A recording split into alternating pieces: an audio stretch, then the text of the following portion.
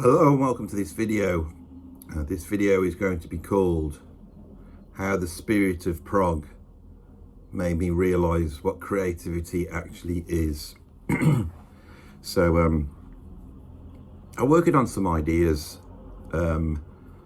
this morning for a video on AI actually, and sometimes I'll switch the camera on and I'll put my ideas down in a much more haphazard form, even more haphazard than we normally get on this channel. And what's just happened as I've done that, I thought it was a nice little video actually, and I thought it would be the perfect Philosophy Sunday video. So what you're about to see was originally going to be a Patreon video, so it will give you an idea of how the Patreon videos differ to the videos here. But also I think it's quite concise, and it seems to have some sort of structure that I wasn't aware of, and I want to see whether that's the case. So if you would indulge me somewhat, it'd be nice if you would take a journey with me in my car as I set out to the doctor's, and we'll have a chat about life and the meaning of creativity. Hello patrons. I have to say, I keep filming Patreon videos and then I'm throwing them away.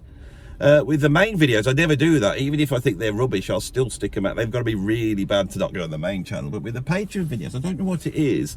I think because it's a different type of content I'm trying to do. And one of the things with the Patreon is I like to change what I'm doing, because one of the things I can't do is change what I'm doing. Anyway, so I tried to do one on copyright and it was terrible. And I thought, well, they could just go and look this up on Wikipedia. What's the point in that? It's that type of thought, you see. Now, if you were to do a video like that for YouTube's, you'll think, well, you know, if somebody goes onto YouTube to find a video on copyright, then fair enough, you know, they could read it on Wikipedia, but maybe they want to watch it on YouTube, so you justify that.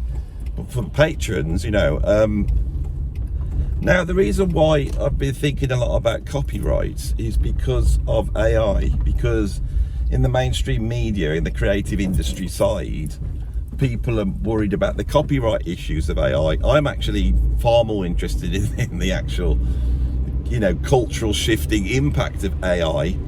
Not the just the copyright issues, right? And one of the things I'm finding very interesting is the influence that quantum theory will have as we move to quantum computing.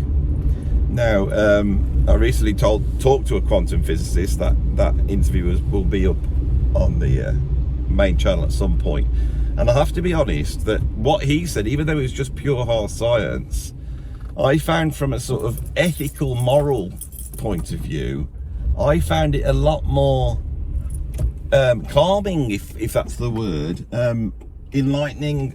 I don't know what the word is. It seemed far more truthful, I suppose, than talking to the two philosophers. With the two philosophers, you feel like you're arguing against a historic sort of, how can you put it, like, as history has progressed, people have had loads of ideas about stuff, and philosophers study all those ideas and then they sort of churn them back at you, and so there's an idea there that you can't have an idea or a thought unless you understand all the philosophy that's gone before. Now, when I was a younger man and I read about Wittgenstein, it wasn't so much Wittgenstein's philosophy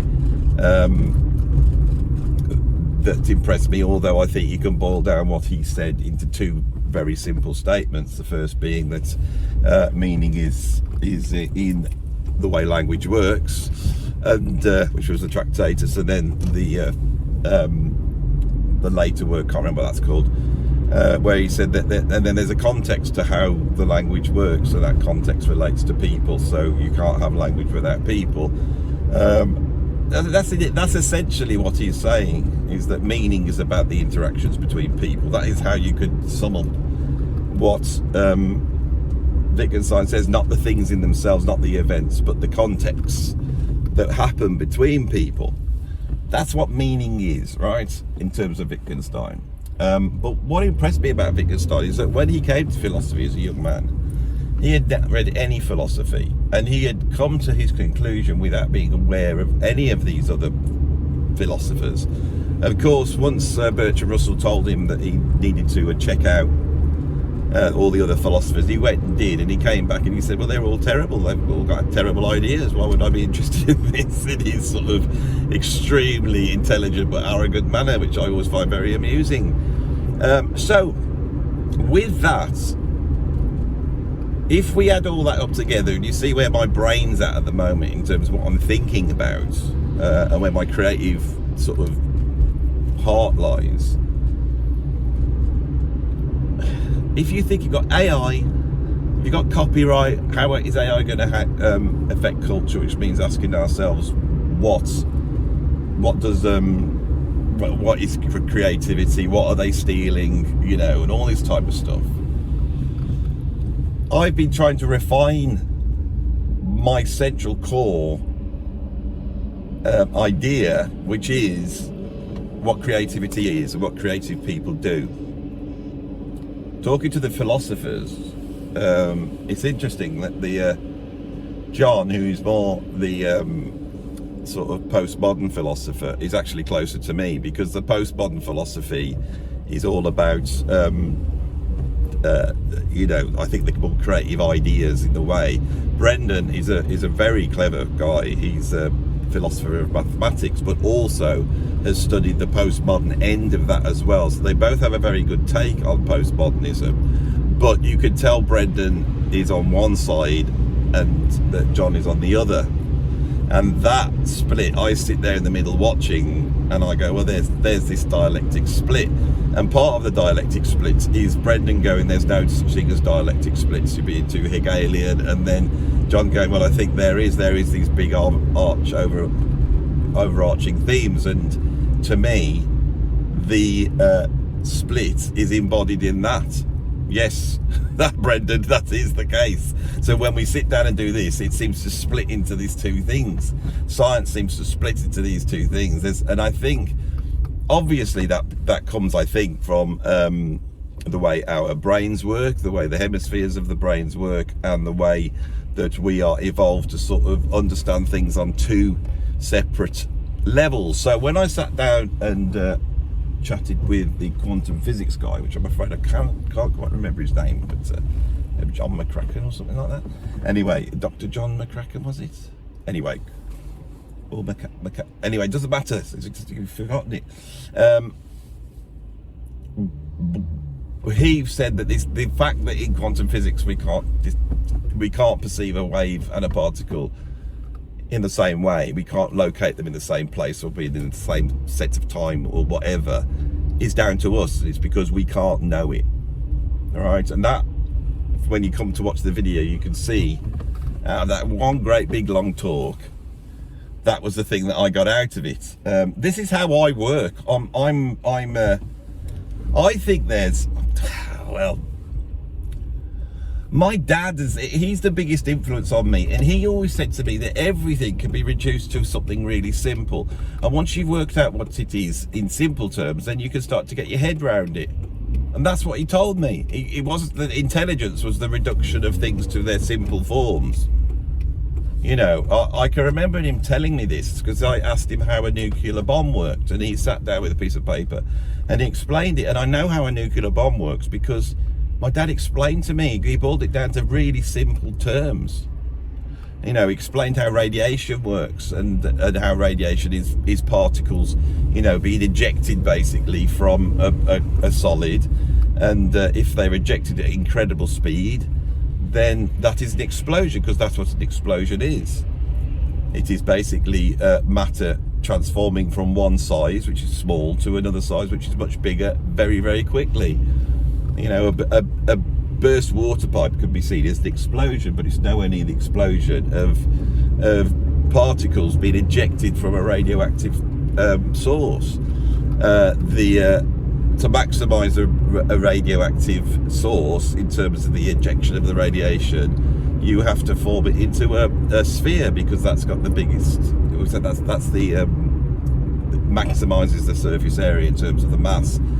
And so as soon as you get, say, uranium-238, the radioactive part of uranium, form it into a sphere, that sphere will then attempt to get to a much bigger size, and that's what a nuclear bomb is. Now, I've explained that 40 years after my dad told me, and I believe that what I've just explained to you there, what I've just done, is basically what education is. That's what education is, and wisdom comes from education. And if you're in the business of being an educator, it's about boiling things down to their simple terms. And I think in terms of creativity, that is boiled down to its creative terms. And when I come to do this, the trouble is, and this is where Brendan is right, is those terms could change. There's all sorts of different terms, and we all know that they relate to something, but it's impossible to say what that something is, right? Now, in the comment I just said, I think there's the answer in what I just said. It's actually right there in front of your face. The dialect is about, it's either, I haven't decided yet, it's either about something and nothing, or something and anything.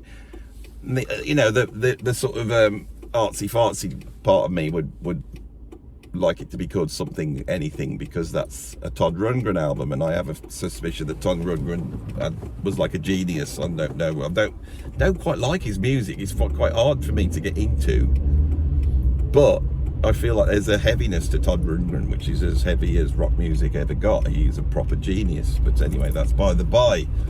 Something or nothing. There's a sort of profound feeling that you have as a child when you realise, why is there something and not nothing? But something or anything is a better description of this, because you could say, why is there this particular something, right? That's the objective. Rather than just anything, why is it different, and how many differences can you have? And then you get into all these sort of multiverses and all the stuff we discussed on that talk with the quantum physicist. I think this is the key, because I think morally, and this is where creativity comes in, because creativity is how we negotiate ethics. I know that's my contentious idea, but I'm still sticking to it until I have been proved otherwise, right? So if we have something, means that there's an actual thing, and with that actual thing we could start to go, well, this is the case. If we get specific, which is what we want to do when we become objective. So say we're dealing with a simple truth, and that is a question such as, where's my car keys? There's your basic, question. And morality is going, is it a good thing to find my car keys? Yes, it is. I think I should need my car, because it means I can get in my car. And that, it doesn't seem like an ethical proposal, but I believe it is, because I think ethics are built upon that. It's just the importance, it's like if you need to take someone to the hospital who's dying and you need to find the keys to your car, then it seems to take on a moral thing, in that if somebody went, I can't be asked because I can't find my keys, and someone's going, look for the keys, no, I can't be asked, I just can't be asked, then you can see that decision now becomes moral because of certain stakes within that. But of course, I know I'm now talking circles within this, but anyway, if we take looking for the car keys, the specific thing is where the car keys actually are. That's the reality. They're somewhere, and then you're trying to imagine where they are. All right, now if you're saying, I think they've been taken by fairies, then the scientist is going to come along and say, that's not specific enough. It's in that it couldn't have happened. It's too weird. And so the scientist, as the quantum physicist said to me in that talk, they're just trying to come up with the best scenario. That's what science is. And all you can do is come up with the best scenario. And when you've got the closest to the best scenario, then it sort of works. Now, I don't know if you've noticed, I've got my stand back. I found my stand after about 2 months of not being able to find it, and actually I found it because I was looking for something else, and that was quite a profound realization to realize that. Anyway, well, I am not getting to the point. This is why I'm a good YouTuber, because I could take one point, I could have come and said this straight off, But I like I enjoy the journey towards it, and I'm trying to. I can feel the pressure of getting there, and I'm trying to ride on top of that. That's the aesthetic part of this. That's the story. There's the story of it. So if there's something, that something is an actual thing, is specific. We could say what it is. We can then measure it. And that's where the numbers comes in, and that's where the grid comes in. And if we're aiming for that, the closer we can get to that something, and we have an idea of that something, not the actual thing, that is where your platonic perfection comes from. So somethingness is order, whereas anything or nothing is flights of fancy. It's like being able to just go off into the fairies, you know, and ask them, where have you put my car keys, fairies? That is the embracing of that side of it. And if you go too close to that, if you go too close to the black void of chaos, to the nothing, and this is what postmodernism, I think, does. I think that's the fault in postmodernism, and I think that's the fault we have in our culture at the moment, is that without the religious and scientific pull to the specific, because religion does do it, because religion makes a specific claim, and then that's an order that provides an order. But if you ask the Satanists what they believe, they don't believe in anything. Their Satanist is the same as an atheist, because you just don't believe in anything. It's just you believe that there's some sort of force, which is what I'm saying here. The force is the force of chaos, of darkness, of nothingness, or anything. It's a triad. That's what it is. You don't have to answer it. It's something. It's nothing and anything and something. Nothing, anything, and something. That is what I've arrived at. I hadn't got that before I did this talk. That's why it's worth talking about the subject. Something, anything, nothing. That's our basic model of the universe there as human beings.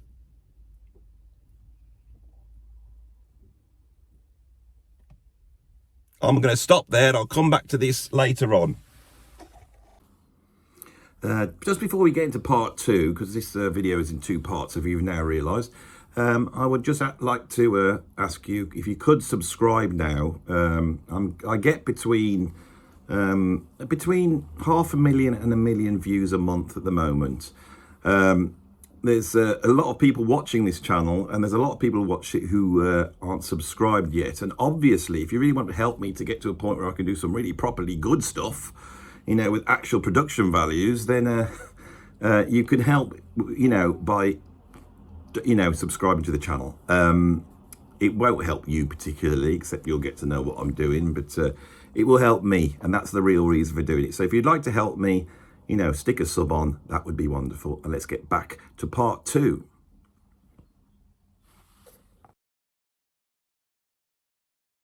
Part two of my mumbo jumbo talk of philosophy. Hope you're enjoying it. You're probably aware that I'm driving, and that's over. The reason I stopped was because I arrived at my destination. I've done what I've come to do, and I am now heading back for home. That is the plan. And as I walked out, my brain started to go over what I've just had talked about, this sort of triad, this law of three. It's a shock, really, because, you know, I'm a bit of a Gurdjieffian, and he said that the structure of everything is three, that we perceive it in twos in dialectics, but it is literally a dialectic. It's a dialectic that has three components, not two, because you got thesis, antithesis, and synthesis. Right, so there's another part to this, and it's all to do, I think, with this journey for me. The journey to something, and now the journey coming back from something. So in that first video, we had the journey to that idea. Could be a load of mumbo jumbo, could be a load of rubbish. And as soon as I switch the camera off, that's how I feel. I feel like, God, what a load of rubbish, because my reality is about this journey. We've got the journey to that idea. That's all metaphorical, that's all creative, right? But you've got the real journey that I've had to go, which I've just gone to the doctors for my daughter. So in reality, I'm dealing with quite a lot of heavy stuff at the moment. Personally, in terms of nothing like life-threatening. It's just basic, all sorts of different things that are going on. I don't want to go into them, but I'm saying they are stressing me out, because life stresses you out, doesn't it? And that's the point, is life stresses you out. And art can help when life stresses you out. That's sort of what it does, isn't it?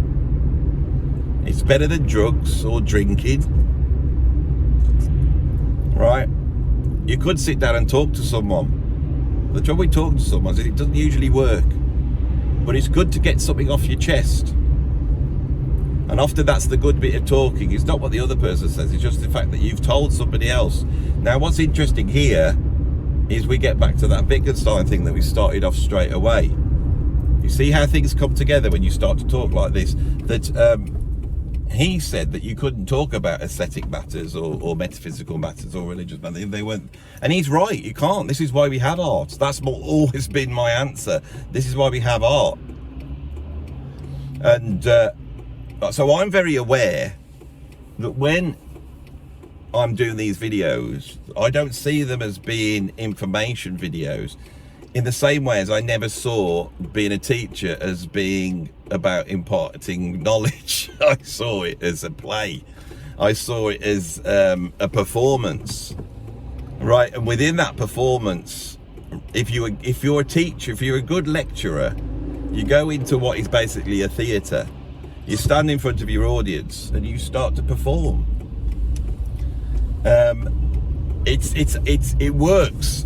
You can impart information, okay? But we all know that the way that you impart information objectively is an academic essay. And you will have noticed that I always say on my channel, I am not an academic. I think that's terrible. It has to happen, you know.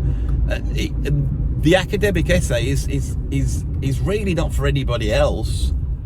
It's for the person to put their ideas down in a coherent form with all their sort of, you know, different references and all the things that they have come to their conclusion from, and then it's got to be argued out. But that's basically is the dialectic again, because philosophy is based upon the dialectic. So, you know, Plato, famously, all his philosophy was not done by him just saying the thing that he thought, right, which is a very sort of post-enlightenment way of thinking. He had a conversation with two people and they would like talk it out. And you see, I can't help but not quite understand how when you sit down and do this, you should try it yourself. Because I think this is the thing about AI that nobody is taking on board, is I think I have stumbled upon how creativity will operate on the internet. I think anybody who's making content knows this.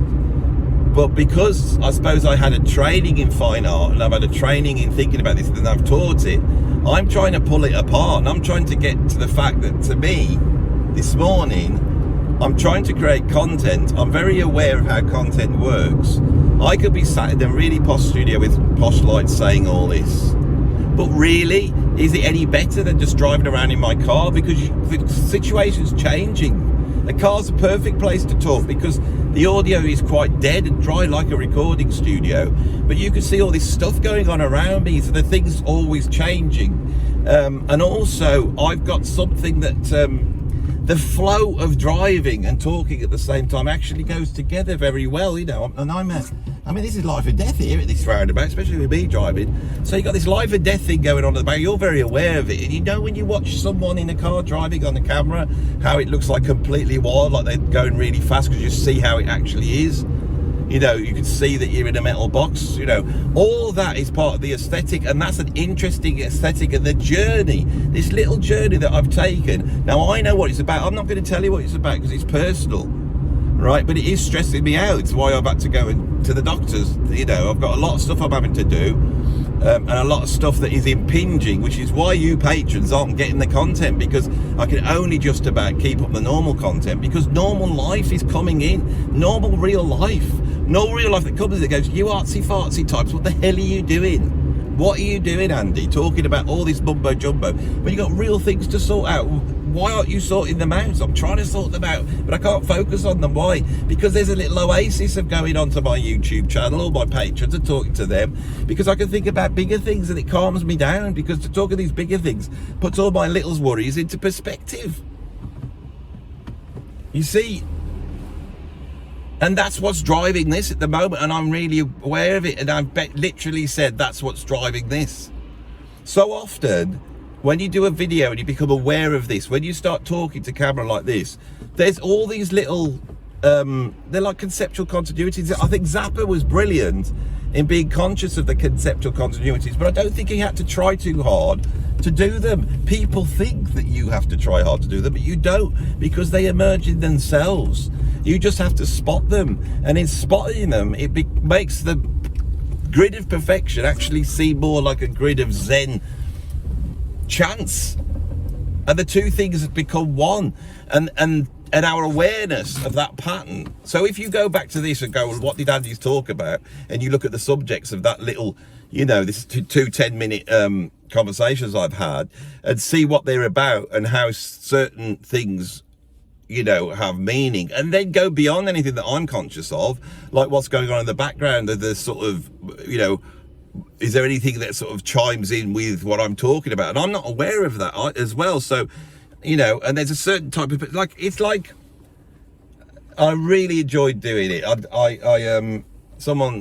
These African musicians left a marimba thing at my studio, and I thought, well, I'm gonna have a play on that, see what it's like. I thought, oh, I'm gonna film it. So I filmed it.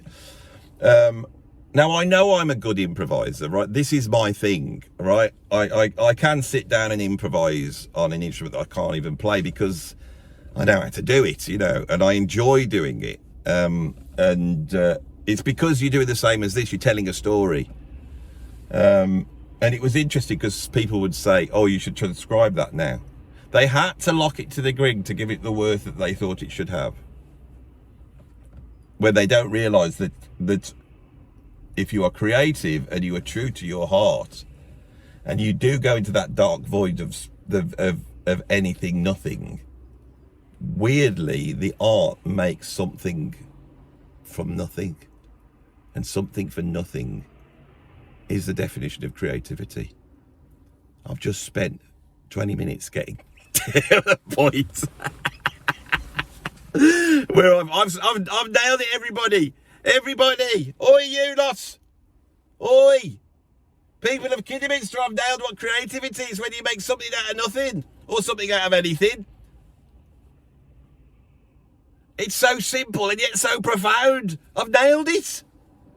I've nailed it in my own little way, and I've got it documented. This is the art that does it here, is on these videos. I might have to put these on the main channel now. Shall I put them on the main channel? This is the problem. If I do something good, I want to go on the main channel. This is going on the main channel. It's too good. I've arrived at it. I've nailed it. Everybody in the real world of YouTube now, because I've now made a decision this is going to go on YouTube, right? But if you want to know what the Patreon content is like this, me driving around in cars and doing stuff like this. But I have just defined what creativity is on this video. I believe I have.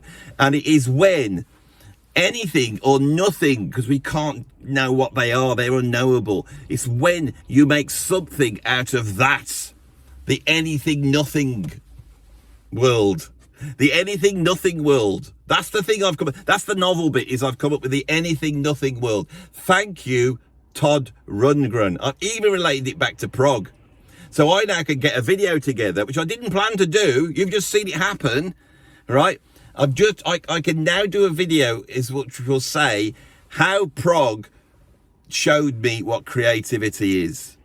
And everyone will think it be being inspired by Genesis or something. And it won't be. It'll be Todd Rundgren with just those 2 words and the way he's put them there. And he's going, that's not a very good title for an album. I've arrived. I've done it. There's nothing more to say. This video's got on the main channel. Be a Philosophy Sunday one. I'm going to swap it round. I'm going to go in and edit it when I get in and do all my bits. All right. Thank you for watching, people.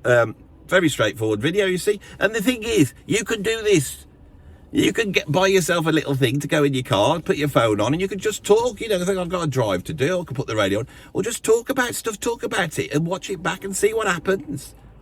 Because this is what these digital technologies allow you to do. Now, the next question is, which I'm going to be trying to answer in a great deal at some point, is where's the copyright in this? What's the copyright? What do I own? Postman's behind me. He's delivering a message right at the end of the video. What does that mean? Why have we got a postman deliver a message like that at the end of the video? Does it prove that the message has been delivered? Is that what the world's trying to say? Andy, you're done. You're finished. On to the next one. Bye-bye. So that was the video. What did we learn? The creative people make stuff out of nothing. They get nothing and turn it into something. You see all that for that? So simple, really, wasn't it? I could have just put this little bit up here, just 1 minute video saying, you know what creative people do? They take something, or maybe anything, and no, they take nothing or anything and turn it into something. Can't even say it right. So that's the end of the video. Here is a little message that I'd normally put in the middle of the video. So it say, sorry, I'm about to apologize, or the wizard, my wizard alter ego is about to apologize for interrupting the video, but it's actually, I'll stick this on the end. So thanks for watching. I'll see you on the next video. Sorry to interrupt this show in this rude and annoying way, but I just wanted to tell you about a few ways that you can support me here on YouTube and get access to even more weirder and wackier content. First of all, you could become a patron. You could become a free member or a paid up member. I have over 300 extra videos on there, and if you don't even want to become a member, please pop over, because you can access my collections where you can purchase even more weirder and wackier video content. If you want to support me financially with a little tip, buy me some biscuits or maybe some crisps, you could pop over to my PayPal tip jar. I also have a Substack where I have lots of clever, academic and thought out articles where I explain my ideas on art, culture and creativity in a more intelligent way than I do here, plus a whole ton of podcasts. If you want to know what my music sounds like, you can pop over to my Bandcamp. Over there, you'll be able to listen to over 50 albums, and if you want to access them all, you could become a subscriber. And last but not least, if you want to support the wonderful studio where I film these lovely videos, which is actually a charity trying to help people out in the community become more creative, here is the website where you could drop a few pounds or dollars or whatever the currency is in your country in there. Thanks for listening, and back to the show.